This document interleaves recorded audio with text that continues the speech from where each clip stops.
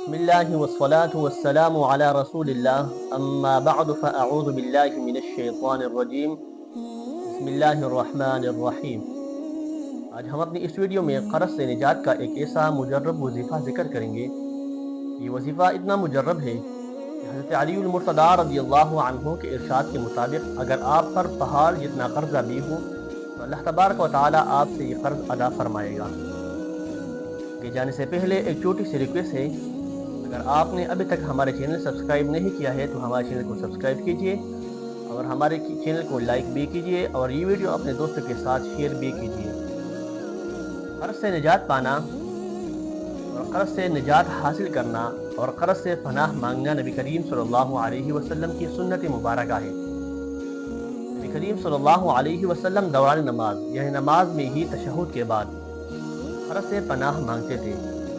امام بخاری رحمہ اللہ روایت کرتے ہیں کہ نبی کریم صلی اللہ علیہ وسلم قرض سے نجات کا یہ وظیفہ کرتے تھے: اللہم انی اعوذ بک من المأثم والمغرم، اے اللہ میں آپ سے گناہ سے پناہ مانگتا ہوں اور قرض سے پناہ مانگتا ہوں۔ کسی نے عرض کیا: رسول اللہ صلی اللہ علیہ وسلم آپ قرض سے بکثرت پناہ کیوں مانگتے ہیں؟ نبی کریم صلی اللہ علیہ وسلم نے ارشاد فرمایا: آدمی جب مقروض ہوتا ہے تو بات بات پر جھوٹ بولتا ہے اور جب وعدہ کرتا ہے تو وعدہ خلافی کرتا ہے۔ محترم سامعین، کسی انسان پر قرض آنا اتنا خطرناک ہے کہ نبی کریم صلی اللہ علیہ وسلم ہر نماز میں نماز کے اندر ہی قرض سے پناہ مانگتے تھے۔ آئیے ہم بھی قرض سے اللہ تبارک و تعالیٰ کی پناہ مانگتے ہیں اور نبی کریم صلی اللہ علیہ وسلم کی یہ سنت مبارکہ کو تازہ کرتے ہیں اور یہ وظیفہ بھی کرتے ہیں کہ حضرت علی المرتضیٰ رضی اللہ عنہ کے بارگاہ اقدس میں ایک مکاتب غلام حاضر ہوئے اور عرض کیا کہ امیر المؤمنین میں اپنی کتابت کے قسطیں ادا کرنے سے عاجز آ گیا ہوں، یعنی میں اپنی کتابت کی قسطیں ادا نہیں کر سکتا، یہ بوجھ مجھ پر آ گیا ہے، یہ قرض مجھ پر آ گیا ہے، لہٰذا ہمیں کوئی دعا بتائیے۔ علی المرتضیٰ رضی اللہ عنہ نے ارشاد فرمایا: میں آپ کو وہ دعا اور وہ وظیفہ دیتا ہوں جو وظیفہ مجھ کو نبی کریم صلی اللہ علیہ وسلم نے ارشاد فرمایا۔ وہ دعا اور وظیفہ یہ ہے: بسم اللہ الرحمن الرحیم، اللہم اکفنی بحلالک عن حرامک واغننی بفضلک عمن سواک، جس کا ترجمہ ہے: اے اللہ تو مجھے اپنے حلال چیزوں کے ساتھ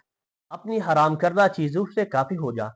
اور مجھے اپنے فضل سے اپنے ماں سوا سے بنیاز کر دے۔ علماء کرام فرماتے ہیں اگر کوئی شخص روزانہ 101 مرتبہ یہ کلمات اللہم اکفنی بحلالک عن حرامک واغننی بفضلک عمن سواک 101 مرتبہ یہ کلمات اگر کوئی شخص پڑھے، اگر اس انسان پر پہاڑ جتنا قرضہ ہو، یا ہم یوں کہہ سکتے ہیں اگر اس انسان پر کروڑوں اور ارب روپے قرضہ ہو،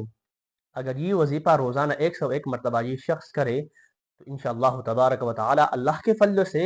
اللہ کے کرم سے یہ انسان اس قرض سے نجات پائے گا اور اس قرض سے چھٹکارا پائے گا۔ آخر میں ایک بات جو لازمی ہے وہ عرض کرنا چاہتا ہوں، وہ بات یہ ہے کہ وظائف کے آداب میں سے یہ ہے کہ وظیفہ کے اول اور آخر میں درود شریف پڑھے جائے، تو لہٰذا یہ بات ضروری ہے کہ اس دعا کے اول اور آخر میں آپ درود ابراہیمی لازم پڑھیں، 7 مرتبہ پہلے اور 7 مرتبہ بعد۔ انشاءاللہ تبارک و تعالی اگر آپ اپنی معمول کے مطابق روزانہ یہ وظیفہ کریں اور اس کو چھوڑ نہ دیں تو آنے والے چند دنوں میں آپ کو اس وظیفہ کے فوائد اور اس کے نتائج نظر آنا شروع ہو جائیں گے۔ اللہ تبارک و تعالی ہم سب کو عمل کرنے کی توفیق عطا فرمائے، آمین بجاہ النبی الامین۔